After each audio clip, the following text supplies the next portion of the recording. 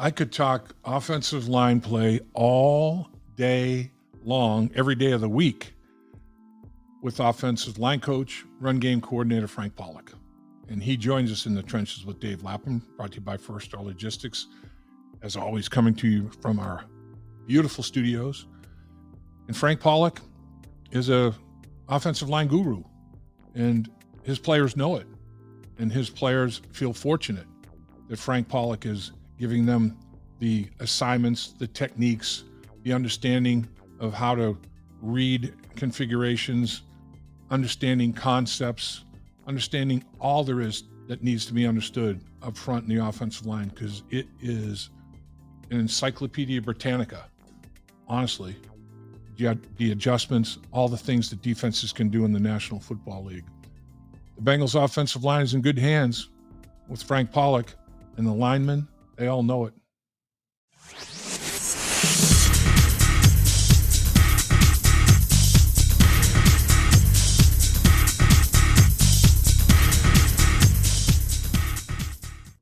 You made a very wise decision choosing to join us in the trenches with Dave Lapham, brought to you by First Star Logistics today, because we have the offensive line coach, the run game coordinator, and one hell of a guy in general, offensive line coach Frank Pollack, joins us with the Cincinnati Bengals. And Coach, welcome. We appreciate you as always. Yeah, thanks for having me. So, the run game. I guess the first question is, how difficult was it for you last year to totally, going along in the season, you have one run game schematic in place, and you say, you know what, I'm going to switch for you to have the confidence to do that, and to have the confidence in your players to do that, to change a lot of what you were doing in the run game. How difficult was that decision for you?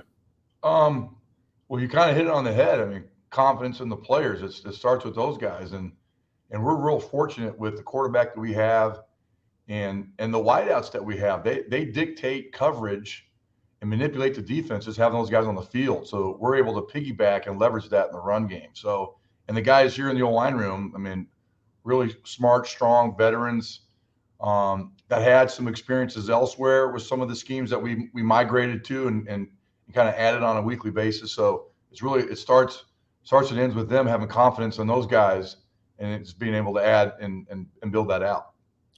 So, you basically didn't go under center as much, and then you switch from shotgun to center to shotgun. You make changes there. You make changes in the schematic up front. Was it all trying to just marry, like you say, into what you were doing in the passing game more fluidly?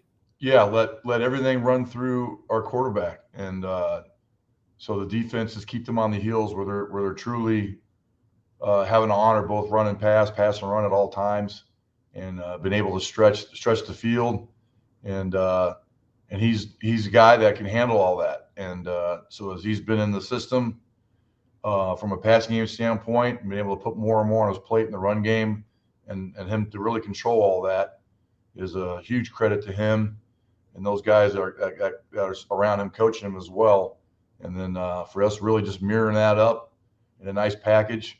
So just to keep the defense honest in that base. So they're not getting any tips or tells. You're always trying to scout tendencies throughout the season and eliminate any tendencies. Some tendencies are good, and you can play off that with some complement plays. But also some tendencies you got to keep be a little more aware of and cover those up. So let's talk about your personnel, what you've got up front to work with, and obviously in the preseason game number one, the starters didn't take any snaps, but they've been working with you all throughout training camp. You're more than halfway through training camp. In fact, training camp going to be ending here in another little over a week or whatever. How has training camp gone so far for the guys up front as a group? First of all, I think it's gone well. I like the way where the guys are at from a mindset of just grinding, and don't get out too far out in front of your skis. It's really all about the process and the day at hand. I'm not worried about yesterday. I'm not worried about tomorrow. Just keep your focus on today, and develop and grow some skill set. Have two things in mind every day that you're working on. I like where those guys' minds are at. we still got a lot of work to do. I mean, it was some good, some bad, and some ugly in the first preseason game, like pretty typical what you would expect. But so we still got a lot of work to do. But I like where the guys are at mentally, and we got a really good day of work against Green Bay. A lot of our starters obviously got great work against those guys. That was great for us to get that in. Yeah. But you're never satisfied. There's an old phrase: you're either dying or growing.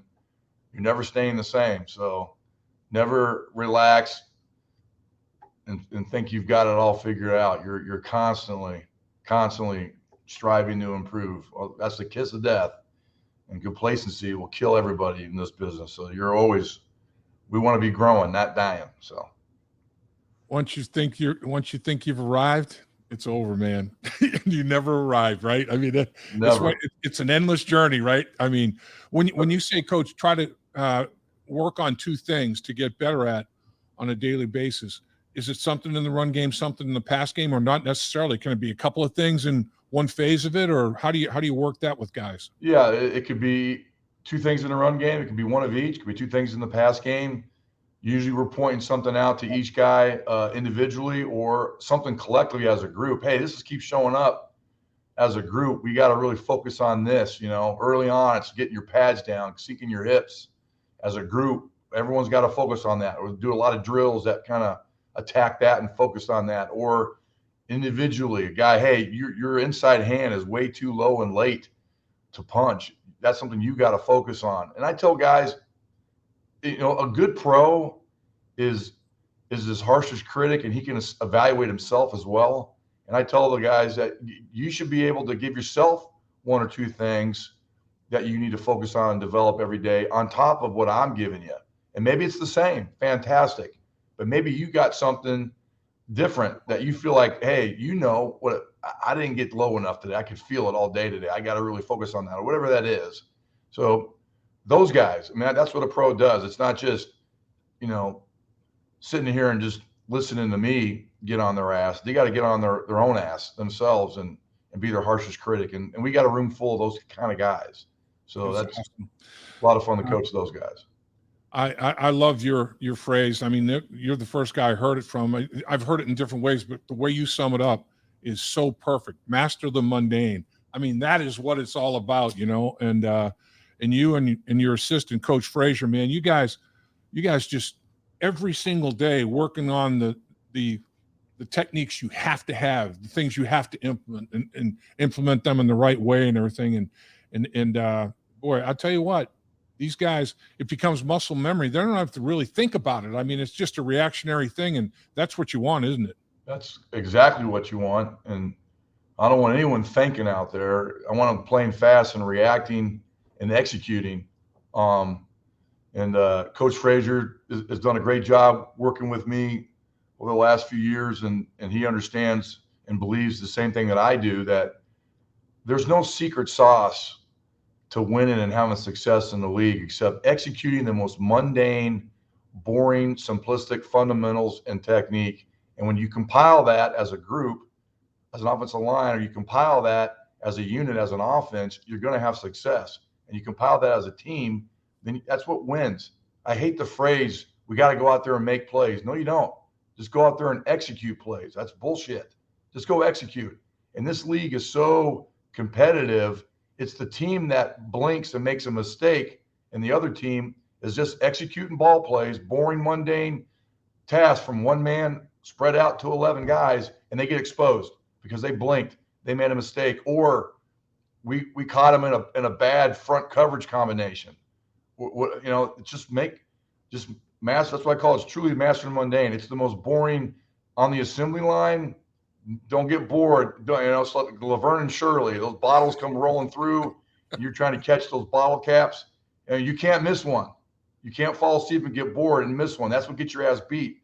That's how competitive it is in this league. That's truly what it is. Can the guys have the mental toughness to do every day and not get fucking bored and distracted by some flashy, shiny thing over here, and then just keep your mind and your focus on that most boring, simplistic thing? And that, to me, from my experience as a player and a coach in this league, is the secret sauce. There is no secret sauce. Just master the mundane, and you'll be good. It is. It's so true because it's this much. I mean, there's this much of an iota of a difference, and like you say, it can come down to that one snap. I mean, you got to be ready to take advantage of it when an opportunity knocks, man. When it presents itself, you got to be doing what you're supposed to do, how you're supposed to do it to take advantage of it. There's no two ways about it, right?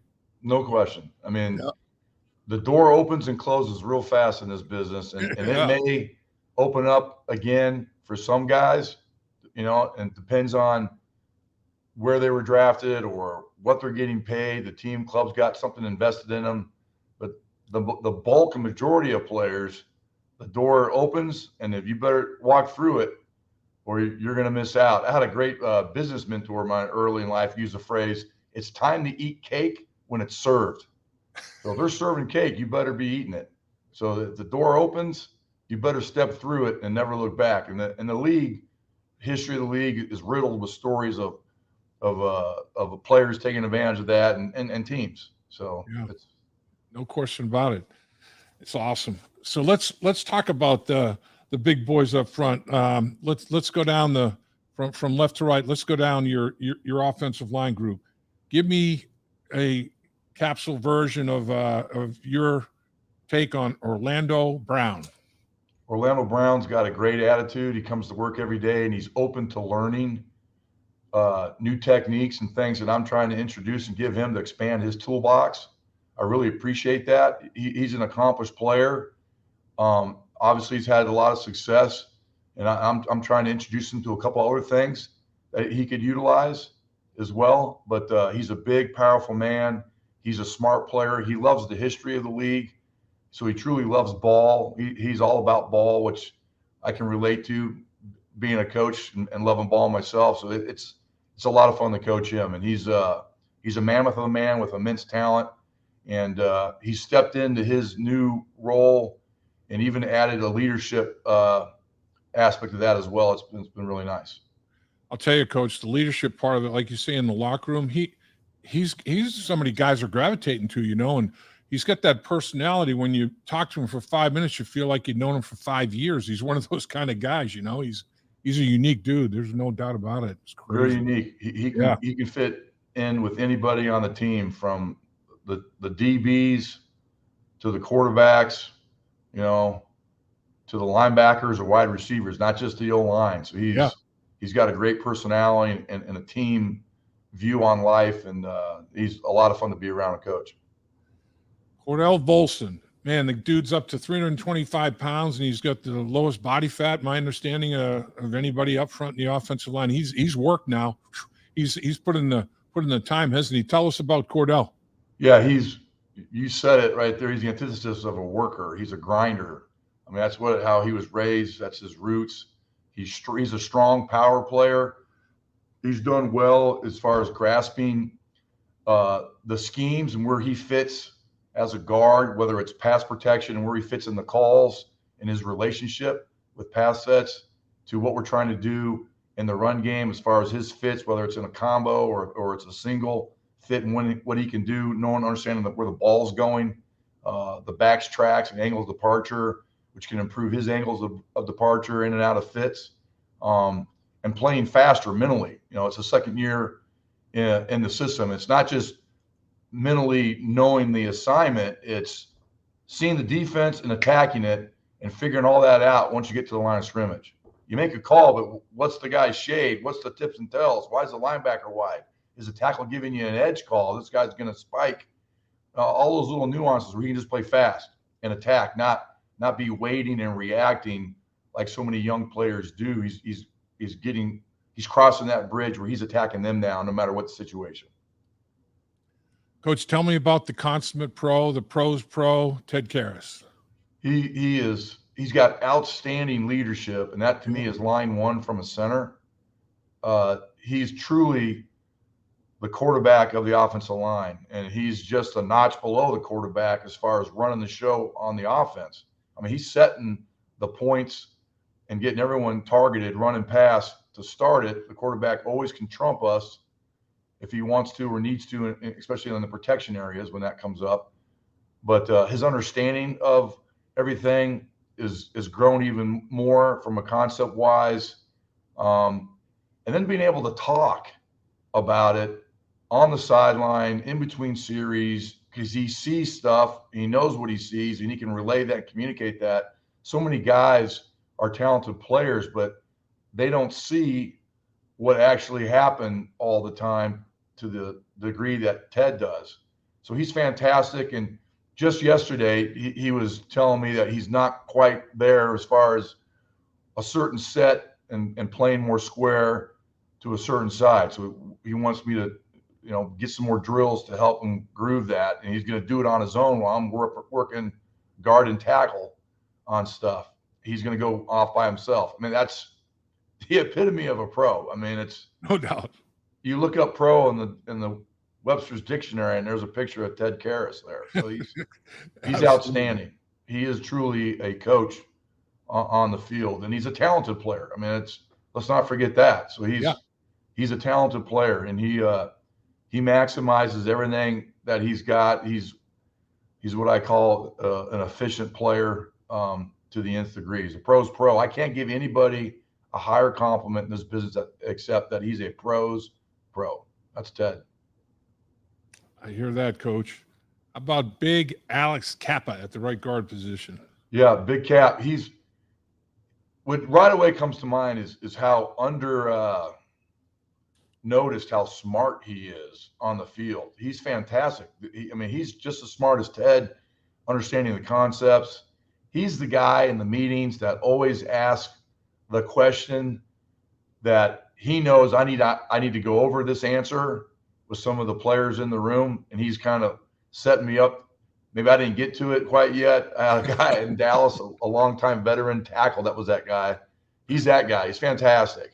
So he's he knows concepts and the problems that come with some of these concepts or calls. What are the issues? So he brings up those types of questions. When we do this and we're in this call, if they do this, Coach, how do we respond to that? Great question. We call him the professor. That's my nickname for him, the professor. He's a great player. He's a talented player. And he's got great work ethic. He's always got a smile on his face. No matter how hard I'm screaming and yelling and grinding those guys on the practice field, he loves it all. He's been fantastic guy to work with and coach as well. I'm super excited about him this year.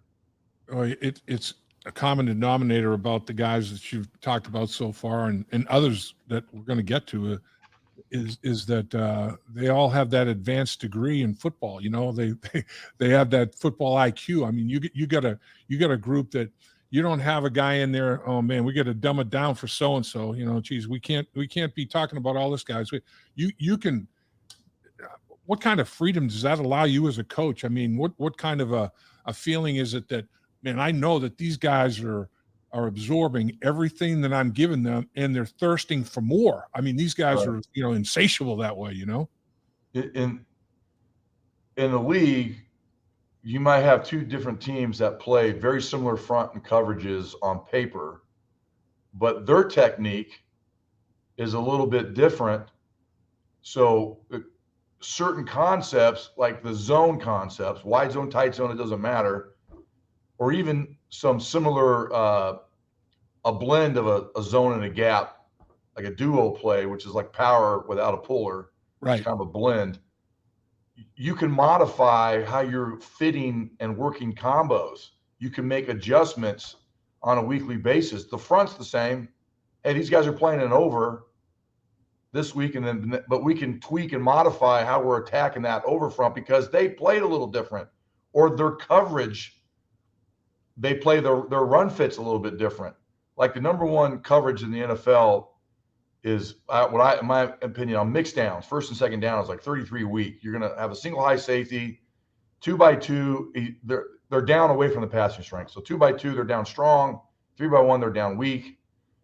Well, those safeties react to different runs differently. They're not all the same. So all the rage early, teams were working cross sift plays with the tight end and pushing out to the safety because he fell back and he fit the A gap, and the backside linebacker would take himself out of the box and be standing out there playing outside the end because the tight end cross shift on the snap.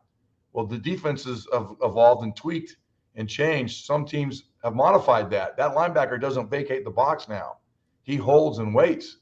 So, and sometimes the safeties don't always fill in. So it's like the old saying is like, I don't care what you break him down on paper. You better watch the tape to see exactly how they play that front and coverage and how they react. So when you get teams like that, you can, and smart guys in the room, you can modify how you're attacking that on a weekly basis. Like our combos and where we're going to target, who we're working with based on how they react to, like as an example for that run. So we can tweak and modify that. So, and it's not only on scheme, then it's personnel. I mean, you know, they always say NFL is a game of matchups. You always hear about that, about receivers and DBs trying to get matchups in the passing game. Well, that's true in the run game. I mean, there's certain guys that we don't want to leave one-on-one with. He's too talented, whatever. We always need to get double teams on. So those are other things you got to modify. You got smart guys that understand that, where they're in training camp, they're learning, you know, the base by the book. It's an underfront, we block it like this. It's an overfront, we block it like this. Well, now this is pro football. We're going to modify how we're attacking that underfront because of this reason, whether it's coverage or personnel or their technique. The nose guard doesn't play into the center on this under. He unlocks into the guard inside out, what I call a halves technique. So we got to approach that a little bit differently. It's an under. It's the same run, but we got to modify and tweak what we're doing up front to handle how they're changing their technique. So it's, you got smart guys, you could do that. You can build on that, and you're improving and getting better. You're not having to just stay at the base level and have to train and teach the same thing over and over. We got a room full of guys who could, what I call stack chips and win big in Vegas. Keep stacking the chips and getting better. There you go. Upping your bet and breaking the bank. There you go. Talk about another, and this is what fascinates me because people have no idea. Oh, yeah, these guys just go up the line of scrimmage and just push on people. You know, they pick one out and push this guy there. They have no idea how much work and preparation and time goes into, I mean, like the adjustments you were talking about on one defense by alignment. You know, it changes so many things. There's a big ripple effect. Football's so fascinating that way. But let's talk about another guy that's got, you know, high football IQ and in making an adjustment from left tackle to right tackle and seems to be doing it very flawlessly is Jonah. What about Jonah? Yeah, I've been extremely impressed with how he has come back, and it's been a very smooth, seamless transition for him to the right so far. It's been really impressive. That shows, one, he is a good player. He's talented, and he's a smart player, and he's able to switch his power foot and his power hand and incorporate playing with length and strikes. But he's also been working on it. Clearly, he's while he was rehabbing his knee. I mean, it was not like he's at some minor deal. So my hat's off to him. Very, very impressed. And I liked his approach all camp. It's been a great thing to see, and I'm super excited about where he's at and where he's going to continue to ascend as he just gets more and more comfortable on the right side and working all those little adjustments that we just kind of talked about from the left side to the right side and handling all those things. So he's been great. So none of these guys, played against the Green Bay Packers, but as you said, you guys got great work in on the Wednesday practice, had Thursday off, and then they rested, and other guys, got reps during the course of the football game. How did it go? How did the Green Bay game go? Did guys, from a mental standpoint, were you happy with with the assignments, guys being sound in that area? Because I'm sure your game plan wasn't super sophisticated. You want to evaluate, can I block this guy or not? Or can I recognize what I need to recognize and employ the technique I need to employ or whatever? Yeah. The most part, from an assignment standpoint, it was good. It was clean.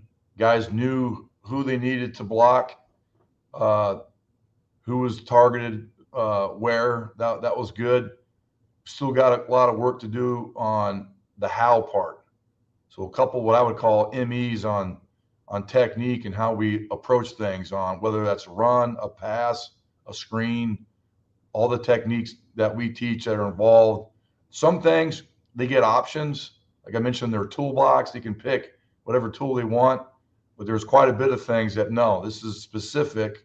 You must use this for this particular job at hand, this call or this concept. So we're still sharpening the sword, if you will, there.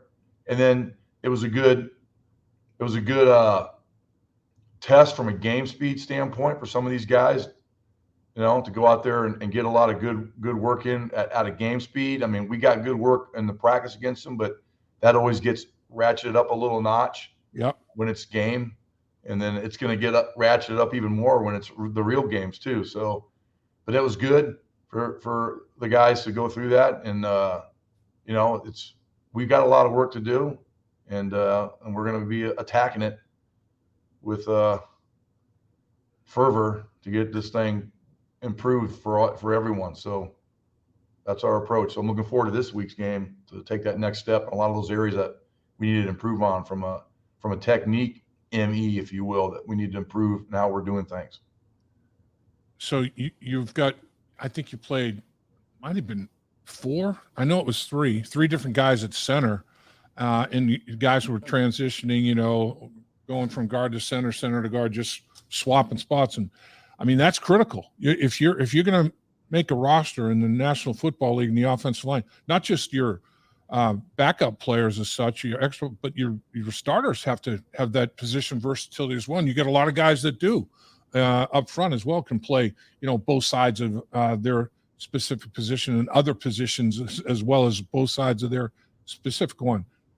How did they fare in that regard? You got a lot of guys with position versatility. Talk about some of those guys on the, and the depth of that you got in the offensive line that afford you those type of things. Yeah, like Max Scharping, Trey Hill, those guys worked a lot at center and guard. Yep.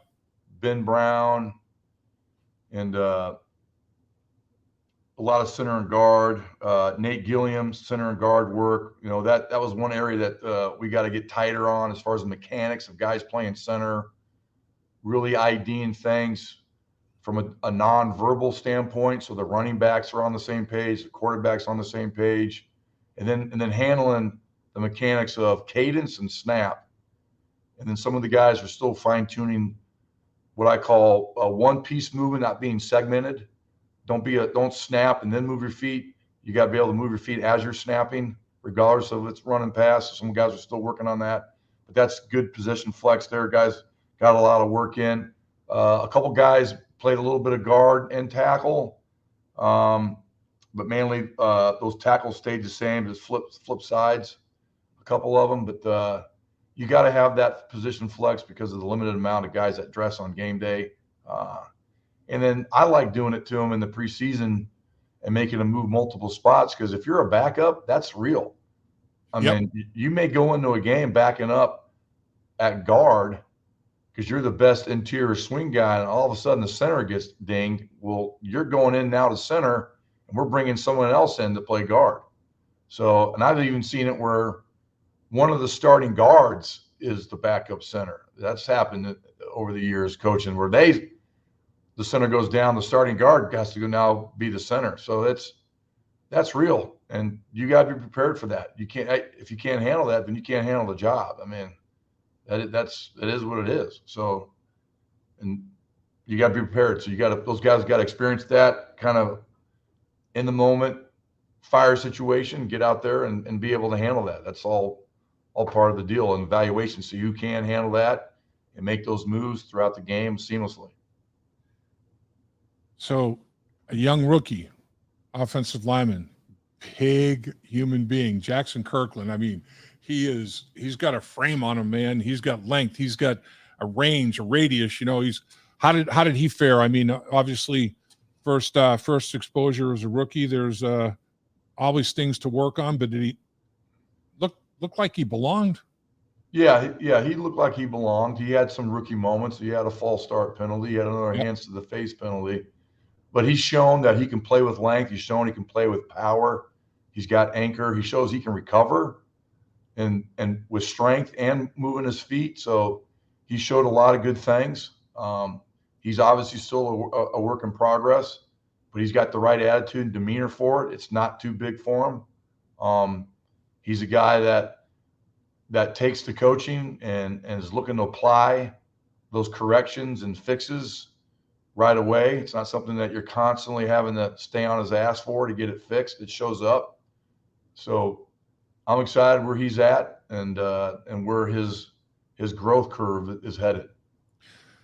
So, it's one of those scenarios where, okay, the number ones, they don't get many reps, in the preseason, probably won't get very many reps in this football game either, but still, they're working together on a day-by-day basis to 5 components working as one. That's what it's all about. And the thing that impressed me, Coach, a little thing that I don't know, a lot of people might not recognize, but I did right away, is, Joe goes down to injury, and in that exact day, you're working with other quarterbacks, and your group's so focused, no jumps, no false starts. That's not easy when all of a sudden the guy's out, and it's like, man, it was totally unexpected. In comes another guy, different cadence, whole 9 yards. The operation was clean, and early in camp to be that focused, I was impressed. I'm like, you know what? These guys are serious about it, man. They're serious, but we've got to still tighten that up. We had a couple false start issues show up in this last game. It's like I mentioned, alluded to, some of that was from a center standpoint. Some of it was individual other positions. But, there's no doubt about it that they're locked in, especially that first group. But we got to get everyone up to snuff in that regards, because that just kills you with you got pre-snap penalties, put you behind the chains, and that's a quick way to get an L column. We don't want to do that, self-inflicted there. So with guys are locked in, but we're continuing to we got to get a little bit more sharper in that area, in my opinion. So you had that preseason experience. You had the Wednesday practice and the preseason game against Green Bay. Now Atlanta. More similarities than differences, do you think, Coach? I mean, at this stage of the preseason, nobody's running a whole lot of exotic stuff. Everybody's still in evaluation mode, right? Yeah, they do a couple things that are a little different from Green Bay. They have more of an odd package, 3 down, and that'll just present some different, more unique stunt packages that they can run out of on 3rd down. They showed that in their first game. So that's different from what we experienced with the Green Bay. So that's going to be great work for us. Yep. To go against that. And there's some similar stuff in their base defense package. They're an under front base team, kind of like Green Bay. They'll mix in a little bit of that jam or bear front where they load up the middle. All 3 guys are covered. Those are some similarities in that regards. So that's easy carryover from an assignment standpoint. And then they'll do some things a little bit different on how they set fronts with their nickel defense. But other than that, it's still very similar. Like most people, it's, you get overs, evens, and unders, but they may set it a little bit different. So we may present one front spacing more than another that we could get. But other than that, so it'll be good work for us. I'm excited to go against them and get, especially that 3rd down package that they showed. That'll be great work for us to get exposure to that in a game speed tempo. So let me get you out of here on this, Coach, and appreciate you spending the time that you spend with us here in training camp. I know the days are packed, the days are busy, more so for coaches than players. Players get days off, coaches don't. But we appreciate you carving time and talking football. There's nobody I'd rather talk football with than Frank Pollack, man. I'm telling you that right now. But as you go into this football game, what do you feel like you did best in week 1 that you'd like to continue and build on in week 2? And what's the biggest improvement that needs to be made in your estimation? Well, the biggest improvement is the mechanics of handling cadence and snaps and IDs from our centers. Yeah. That by far is the biggest one. And I'd like to see us be a little bit more physical in the run game, a little more flush in our fits. We flashed some things, but we don't want to flash. We want to be more consistent. So that's another area that I like to see us take the next step on. I thought protection overall, as a group, was okay. Yeah. obviously you're never satisfied with that, but individually there are some areas that we got to make improvement and grow on, whether that's playing with more length, not being mired in, to handle some stunts quicker, cleaner, see it, understanding kind of your set depth and relationship, but more importantly, your eyes, your eye progression. You can't block what you don't see, so you got to know where to look. And it's not always the guy across from you. You're working through what I call your triangle read. You're reading the first level, scan up to the second level, and then looking backside to have a built-in help system. So guys taking the next step in those areas to be quicker, faster, cleaner with their eye progression, and then getting their bodies in position to do what their eyes are telling them they need to do. Good stuff, Coach. I could talk football with you all day, specifically offensive. We could get way in the weeds with offensive line conversation, Coach. There's no question, man. You're a guru. You're as good as there is, and appreciate you. The fact that you're with the Cincinnati Bengals getting it done. So good luck this week. Everybody stay healthy for sure. Get some good snaps in, and look forward to catching up with you next time, sir. Yeah, appreciate it. Thank you very much. Enjoy always being on with you. Next time we need a big cooler beer, we can get into the weeds and talk ball longer. I hear that, Coach. Yeah. Appreciate you. Good stuff. Thanks. Dave Lapham here, and every day I am grateful for my experience to have played professional football. As a player, I realize self-motivation, leadership, and appreciating your teammates are key. At First Star Logistics, you can use those same attributes to create the life you want for you and your family. Build your future by working hard like I did. You'll see results both on and off the field. Call First Star Logistics today and be part of our winning team. Opportunity knocking.